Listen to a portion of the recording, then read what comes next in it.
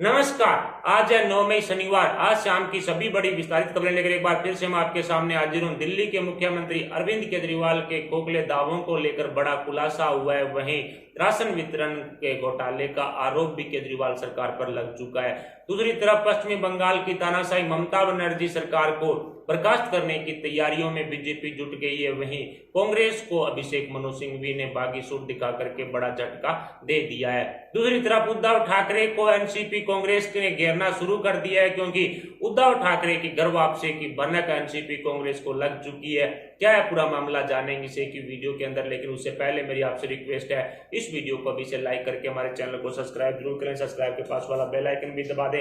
आपके द्वारा इस वीडियो को किया गया एक लाइक हमारे लिए बहुत महत्वपूर्ण है, इसलिए दोस्तों कंजूसी ना करें, वीडियो को अभी से लाइक है वो जरूर कर दें। शुरुआत करते हैं आज की सबसे बड़ी खबर से जो निकल कर आ रही है दिल्ली के अरविंद केजरीवाल की सरकार को लेकर। जी हां दोस्तों, आपने देखा होगा कि पिछले कई दिनों से टीवी के सामने बैठकर खोखले दावे करने वाले जो केजरीवाल के इन दावों को लेकर के अब बड़ा खुलासा हुआ है, या यूं कहें कि केजरीवाल की झूठ के आधार पर जो सहानुभूति बटोरी जा रही थी उसको लेकर के बड़ा खुलासा अब हो चुका है। एक तरह से राशन देने की झूठ बोलकर जो सहानुभूति जनता से बटोरी जा रही थी उसको लेकर के केंद्रीय खाद्यान्न मंत्री रामविलास पासवान ने बड़ा खुलासा किया है। आंकड़ों की बात करें तो अरविंद केजरीवाल टीवी के सामने हर रोज बैठकर बताते थे कि आज हमने इतने लाख लोगों को खाना दिया, इतने लाख लोगों को गेहूं बांटा। ऐसे में आज केंद्रीय खाद्यान्न मंत्री रामविलास पासवान की तरफ से बताया गया है कि पिछले अप्रैल माह के अंदर केजरीवाल सरकार ने आंकड़ों के आधार पर सिर्फ 12,600 लोगों को गेहूं बांटा है, जबकि प्रधानमंत्री गरीब कल्याण अन्न योजना के तहत केंद्र सरकार की तरफ से केजरीवाल सरकार को टोटल अप्रैल माह के अंदर 36,367 टन गेहूं दिया गया था, वितरित किया गया था। लेकिन इसको लेकर के अब उसे बांटने में केजरीवाल सरकार ने 1% हिस्सा भी नहीं बांटा है, यानी कि 12,600 लाभार्थियों को लगभग 63 टन अनाज केजरीवाल सरकार की तरफ से बांटा गया है, जो टोटल आंकड़ों का 1% से भी कम है। ऐसे में केजरीवाल सरकार के सभी झूठे दावे हैं वो खोखले निकले हैं। 12,600 लोगों को सिर्फ खाद्यान्न है वो बांटा गया है। और जिस तरह से आज ट्विटर पर एक हैशटैग राशन खा गया केजरीवाल ट्रेंड कर रहा है, उससे भी लग रहा है लोगों को, जिस तरह से इसकी जानकारी मिली है आंकड़ों के आधार पर जो केजरीवाल के दावे खोखले निकले हैं, उसके बाद से ही राशन खा गया केजरीवाल ट्विटर पर जो ट्रेंड है वो कर रहा है। इसके साथ साथ एक और तरह का आरोप भी लगा है कि एक कंपनी से कोरोना काल में तेल वगैरह, तड़का वगैरह, नमक वगैरह, मुंशी हल्दी वगैरह ये खरीदने के लिए इस कोरोना काल के दौरान केजरीवाल सरकार ने करोड़ों रुपए का घोटाला किया है। यानी कि करोड़ों रुपए में ये सामान खरीदा गया है, लेकिन बांटा कहाँ गया है इसका कोई रिकॉर्ड अभी तक नहीं मिला है। यानी कि सब कुछ फ्री में दिया जा रहा था, पानी फ्री में, बिजली फ्री में, चुनावों के लिए और वोट के लिए, वोट बैंक की राजनीति जिस तरह से केजरीवाल कर रहे थे। अब कोरोना काल के सिर्फ 1-1.5 महीने में ही केजरीवाल का खजाना है वो खाली हो चुका है। इसके अलावा एलएनजेपी हॉस्पिटल ने कोरोना के आंकड़ों को लेकर के भी बड़ा खुलासा किया है। केजरीवाल सरकार ममता सरकार की तरह ही आंकड़ों को छुपा रही है, संक्रमितों का आंकड़ा छुपा रही है, लेकिन एलएनजेपी हॉस्पिटल के डायरेक्टर ने आज बड़ा खुलासा इन आंकड़ों को लेकर के कर दिया है, जिसके बाद केजरीवाल एक तरह से एक्सपोज होते हुए नजर आ रहे हैं। इसके अलावा प्रवासी मजदूरों के लिए जो ट्रेन चलाई गई थी उसके लिए केजरीवाल सरकार की तरफ से आज दावा किया गया कि सभी मजदूरों का ट्रेन का किराया है वो केजरीवाल सरकार देगी। इस तरह का प्रोपगेंडा केजरीवाल सरकार की तरफ से चलाया गया, लेकिन इसका खुलासा तब हुआ जब केजरीवाल सरकार की तरफ से बिहार के नीतीश सरकार को एक लेटर लिखा गया और उसमें बोला गया है कि जो आपके प्रवासी मजदूर दिल्ली में रह रहे थे उनको वापस ट्रेन से जो बिहार पहुंचाने का किराया आप देंगे। यानी कि नीतीश कुमार से इन प्रवासी मजदूरों का ट्रेन का किराया है वो केजरीवाल सरकार की तरफ से मांगा गया है। ऐसे में 70% से ज्यादा जो टैक्स लगा करके शराब को दुगनी कीमत में करने वाले केजरीवाल पर अब बड़ा खुलासा हो चुका है। एक तरह से दिल्ली की जनता का खून चूसना केजरीवाल ने शुरू कर दिया है और अब इसके खोखले दावों को लेकर के बड़े खुलासे दिनों दिन होते जा रहे हैं। खाद्यान्न को लेकर के भी घोटाले का आरोप अब केजरीवाल सरकार पर लग चुका है। अगली बड़ी खबर की तरफ बढ़े तो कोरोना काल में पश्चिमी बंगाल की तानाशाही मुख्यमंत्री ममता बनर्जी ने लोगों को मरने के लिए छोड़ दिया है। राज्य में त्राहिमाम मचा है, लोग खौफ में और दहशत में जी रहे हैं। ऐसे में कहा जा सकता है कि मरीजों का ना वहां पर कोरोना के मरीजों का इलाज हो रहा है, ना उनका टेस्ट हो रहा है। चोरी छिपे लाशों को जलाने का धंधा एक तरह से जो केजरीवाल सरकार है वो कर रही है। ऐसे में ममता बनर्जी की इस तानाशाही को देखते हुए अमित शाह ने आज बड़ा एक्शन लिया है। मजदूरों की ट्रेन को एंट्री नहीं देने का आदेश ममता सरकार की तरफ से सुनाया गया था कि पश्चिमी बंगाल में मजदूरों की ट्रेन की कोई एंट्री नहीं दी जाएगी।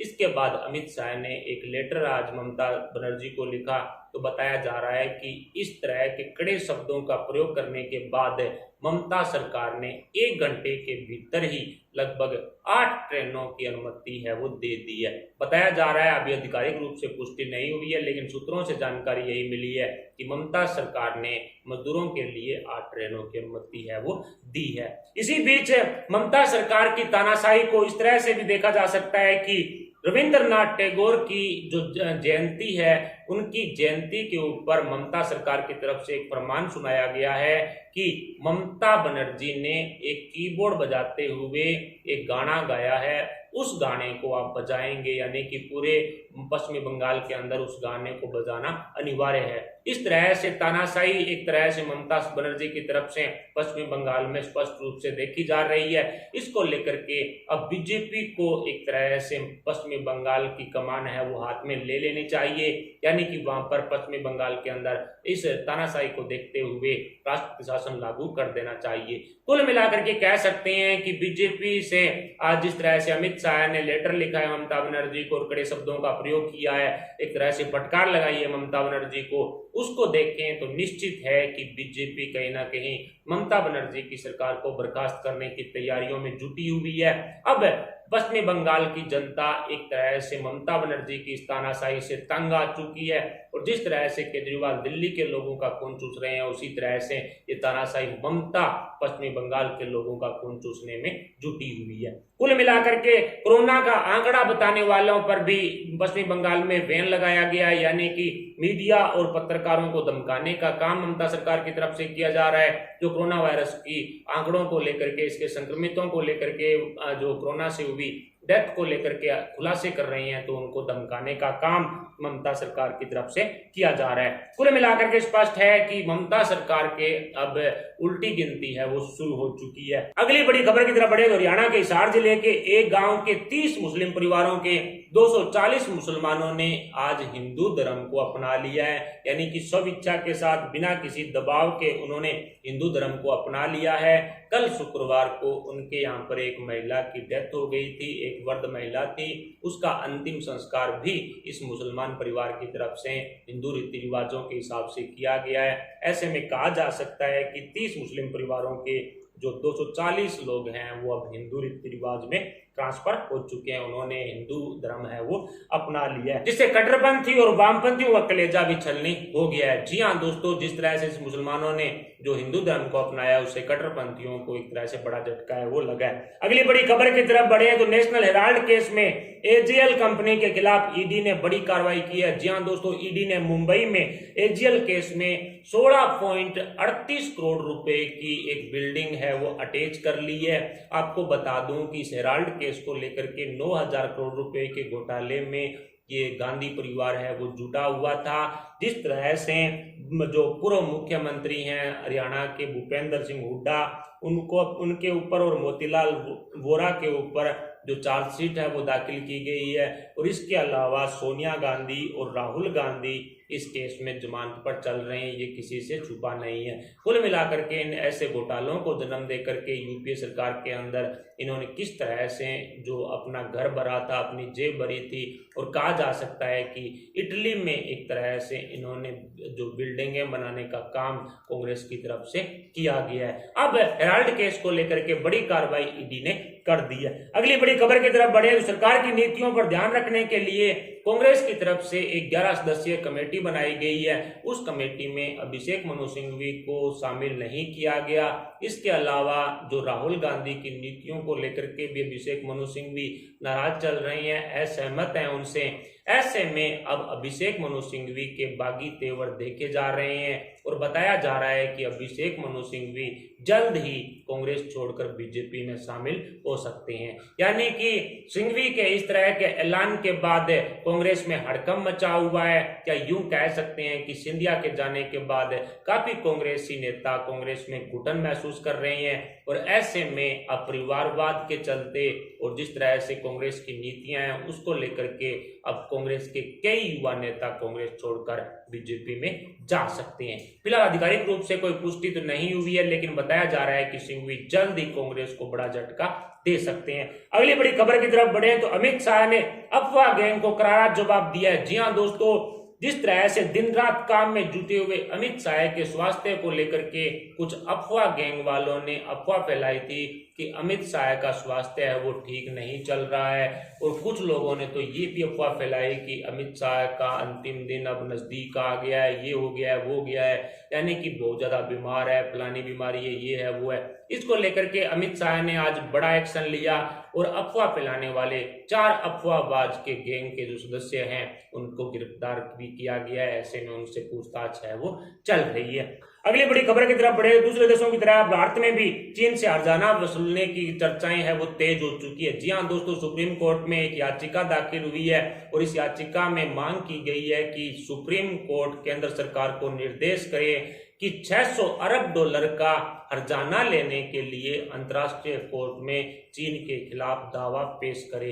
यानी कि कुल मिलाकर के सुप्रीम कोर्ट में एक याचिका लगाई गई है और उस याचिका में स्पष्ट किया गया है कि 600 अरब डॉलर यानी कि 41,55,000 करोड़ रुपए का हर्जाना चीन से लेने के लिए केंद्र सरकार निश्चित है कि अंतर्राष्ट्रीय कोर्ट में दावा करे और केंद्र सरकार को निर्देशित करे हिंदुस्तान की सुप्रीम कोर्ट। इस तरह से इस याचिका पर सोमवार को सुनवाई भी होनी है। इसको लेकर के किस तरह का अगला एक्शन होगा वो तो सोमवार को ही पता चलेगा, लेकिन तय है कि चीन से अब हिंदुस्तान भी हर्जाना लेने के लिए अलग और देशों की तरह कतार में लग चुका है। अगली बड़ी खबर की तरफ बढ़े तो कांग्रेस एनसीपी के चहते बीएमसी कमिश्नर प्रवीण परदेसी के तबादले पर कांग्रेस एनसीपी ने उद्धव सरकार पर निशाना साधना शुरू कर दिया है। जी हां दोस्तों, मैंने आपको पहले भी कई बार बताया है कि एनसीपी कांग्रेस शिवसेना में सब कुछ ठीक नहीं चल रहा है। एनसीपी और कांग्रेस किसी तरह की साजिश रचकर उद्धव ठाकरे को सीएम गद्दी से हटाना चाहते हैं, क्योंकि सबसे पहले उद्धव ठाकरे को बदनाम करके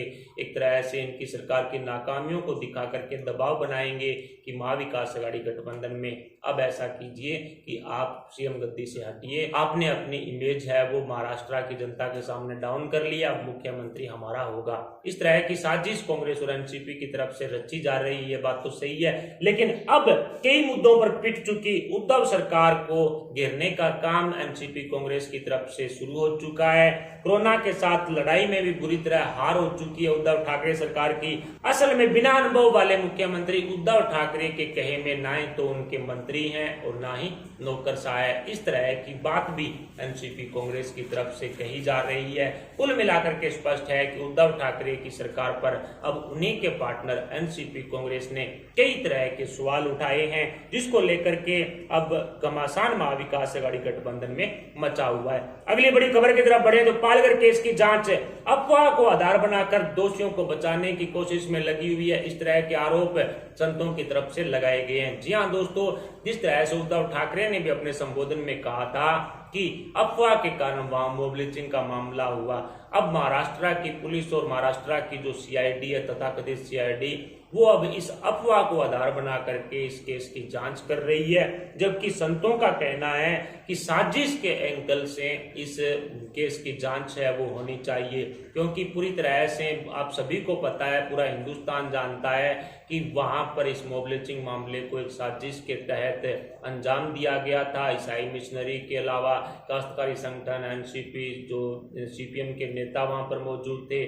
कुल मिलाकर के धर्म रूपांतरण का मामला संतों ने इसको बताया है और ऐसे में कहा है कि साजिश के एंगल से इसकी जांच है वो होनी चाहिए। लिपापोती करने का काम उद्धव सरकार की तरफ से पालघर केस पर किया जा रहा है, इस तरह के आरोप संतों के द्वारा लगाए गए हैं। लेकिन पालघर पर इंसाफ कब होगा, इंसाफ कब मिलेगा उन साधुओं को, इस तरह के कई सवाल जो संतों ने शुरू कर दिए, खड़े कर दिए उद्धव सरकार के सामने।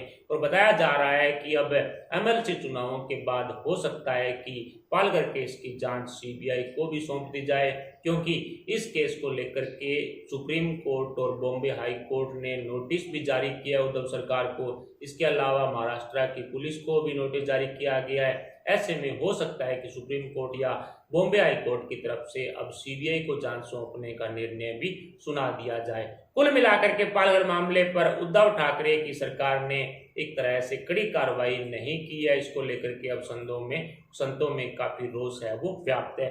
अगली बड़ी खबर की तरफ बढ़े तो उद्धव ठाकरे की सीएम कुर्सी पर अब सोनिया ग्रहण लग चुका है। जी हाँ दोस्तों, एमएलसी की सीटों को लेकर के अभी तक कोई सुझाव इन कांग्रेस, एनसीपी और शिवसेना के बीच में नहीं हुआ है। 21 मई को चुनाव है, 9 सीटों पर चुनाव होना है एमएलसी की, और इनमें से 4 सीटें बीजेपी के खाते में जा रही है। 9 सीटों में से 5 सीटें हैं वो महाविकास अघाड़ी गठबंधन के खाते में आ रही है, और इन 5 सीटों में से 2 सीट शिवसेना के पास है, 2 एनसीपी के पास है। कांग्रेस को सिर्फ 1 सीट दी गई है। ऐसे में सोनिया गांधी ने स्पष्ट बोल दिया है महाराष्ट्र की राज्य इकाई को कि यदि उन कांग्रेस को 2 सीट नहीं मिलती है तो निश्चित है वो अपना उम्मीदवार 2 सीटों पर उतारेगी।